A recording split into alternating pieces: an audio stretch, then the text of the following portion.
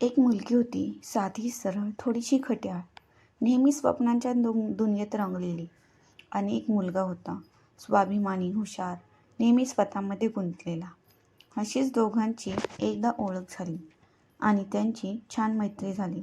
त्यातूनच त्यांचे phone calls आणि SMS चालू झाले. ती मुलगी रोज त्याला मुलाला फोन आणि SMS करायची. जर तिने एखाद्या दिवशी कॉल किंवा SMS केला नाही तर तो तिच्यावर रागवायचा आणि तिला विचारायचा, काल तू फोन का केला नाहीस? मी वाट पाहत होतो तुझ्या फोनची.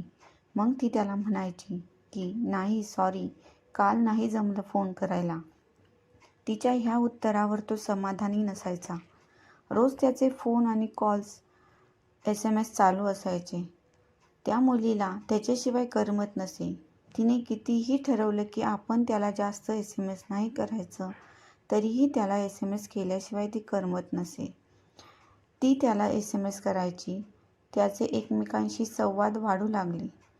ती एकटी असली तरी त्याच्या विचारात गुंतायची. कितीही ठरवलं की नाही, त्याचा विचार करायचा नाही, तरीही ती अधिकाधिक त्याच्यातच गुंतत जात होती. कारण ती त्याच्या प्रेमात पडली होती.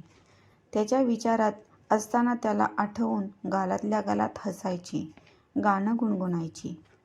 पाहिले न मी तुला, तू मला न पाहिले, ना कळे कधी कुठे मन वेडे गुंतले. आता तिला त्याची सवय झाली होती. तिला सतत त्याच्याशी बोलावंसं वाटायचं. हळूहळू ती त्याचं सगळं काही ओळखू लागली होती. त्याचा मूड कसा आहे, का आहे, ह्या गोष्टींचा त्याला आश्चर्य वाटत होते. तो तिला विचारायचा, अगं तुला कसं कळलं की माझा मूड खराब आहे ते? ती त्याला म्हणायची, मैत्री केली आहे, थोडं तर फार कळूच शकतं. अशाने ती त्याच्याच आणखी गुंतू लागली. त्याच्याशिवाय तिच्या मनात कोणीच नसे. तिला त्याच्याबद्दल सगळं माहिती होतं. तो कसा आहे, त्याचा स्वभाव कसा आहे, त्याचा दिनक्रमच तिला माहीत झाला होता. तो कधी जेवतो, घरी किती वेळ असतो, मित्रांबरोबर किती वेळ असतो, कधी झोपतो, कधी उठतो. तिलाही वाटत होतं की तो तिच्यावर प्रेम करत आहे, पण तसं काही नव्हतं. असंच एकदा तिने त्याला फोन केला. दोघांच्या पण गप्पा छान रंगल्या होत्या. आता तिला त्याच्या मनातलं जाणून घ्यायचं होतं, पण काही केल्यात तिला ते जमत नव्हतं. मग त्याने तिला विचारले, तू लग्न कधी करतेस? त्यावर ती चटकन त्याला म्हणाली, छे, एवढ्या लवकर नाही, अजून वेळ आहे, बघू. तू कधी करतोस लग्न? तेव्हा तो तिला म्हणाला, मी लग्न नाही करणार, मी एकटाच बरा आहे. मग त्याच्या या उत्तरावर ती खूप दुःखी होती. काही क्षण तिला काही सुचत नाही. हा असा का बोलत आहे? पण स्वतःला सावरून ती परत त्याला विचारते, तू असा का बोलत आहेस? तुझ्या आयुष्यात काही घडलं आहे का? तो अपसेट होऊन तिला म्हणतो, होय, आणि आता मला कोणीच नको. मी एकटाच बरा आहे, खूप सुखी आहे. त्याच्या आयुष्यात खूप काही घडलं आहे हे कळल्यावर ती विषय बदलते आणि ते दोघे दुसऱ्या विषयावर बोलू लागतात आणि ती त्याला कोमजलेल्या चेहऱ्यात परत फुलवते. सांग, कधी कळणार तुला माझ्या मनातलं? रंग कधी दिसणार तुला लाजणाऱ्या फुलातला? तिचा हा स्वभाव त्याला खूप आवडत असे.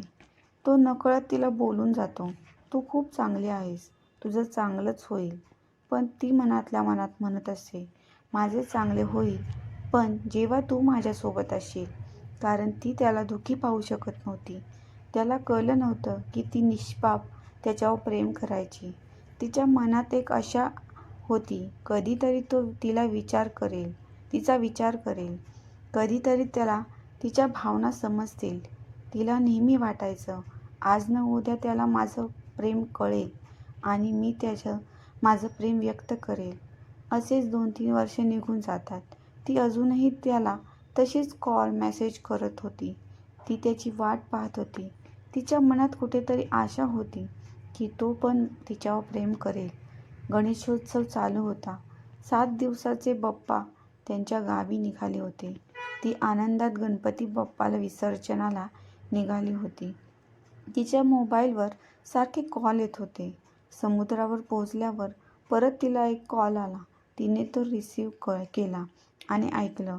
असलं कुसलं तुझं आंधळं प्रेम. तू फसलीस, तुला फसवलं. ती पूर्णपणे घाबरली होती. का? काय झालं? अगं, तू ज्याच्यावर प्रेम करतेस तो मॅरिड आहे. हे ऐकून तिच्या पायाखालची जमीनच सरकते. ती स्तब्ध होते. एका आडोशाला होताना तिच्या पायात काच रुतते, पायातून रक्त वाहते आणि हे तिला माहीतच पडलं नाही. ती तशीच स्तब्ध होते. तेवढ्यात तिचे मित्र आणि आई शोधत येतात. तिच्या पायाला पाहून तिची आई ओरडते, अगं, पायात काच गेली आहे आणि तुझं लक्ष कुठं आहे? आई मग पायातून काच काढते, पण तिचं हृदय त्या काचेप्रमाणेच तुटलं होतं.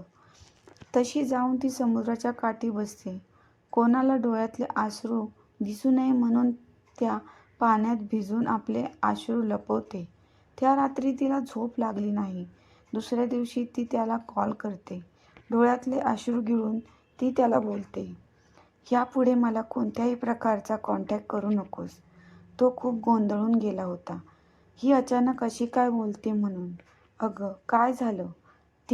तू खूप काही गोष्टी माझ्यापासून लपवल्या आहेस. तिला तिच्या बोलण्याचा अर्थ कळतो, पण ती त्याला बोलते, तुला माहीत आहे का मी तुझ्यावर किती प्रेम करते? तो म्हणतो, हो, मला माहीत आहे. ती शॉक होते. काय? तो, हो, मला माहीत आहे. तू माझ्यावर प्रेम करतेस आणि मीही तुझ्यावर प्रेम करतो. पण ते कधी पूर्ण होऊ शकत नाही आणि कधी व्यक्तही नाही.